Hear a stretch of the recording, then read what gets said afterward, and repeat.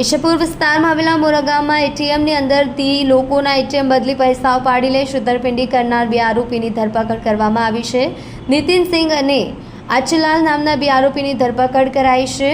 આ બંને આરોપીઓ અલગ અલગ એટીએમની ભીડભાડવાળી જગ્યાએ જઈ ભોળા માણસોનો વિશ્વાસ કેળવી તેઓ પાસેથી એટીએમ બદલી એટીએમનો પાસવર્ડ જાણી પૈસા ઉપાડી છેતરપિંડી કરતા હતા। તેમની વિરુદ્ધ ઈચ્છાપુર પોલીસ મથકમાં અલગ અલગ બે ફરિયાદ નોંધાવી હતી। વિસ્તારમાં લૂંટ અને હત્યાની કોશિશ કરનાર બે આરોપીઓની ધરપકડ કરવામાં આવી છે। શેખ તોહેબ અને કલીમ નામના આરોપીઓની ધરપકડ કરાઈ છે, જ્યારે ઇમરાન નામનો આરોપી હજી વોન્ટેડ છે।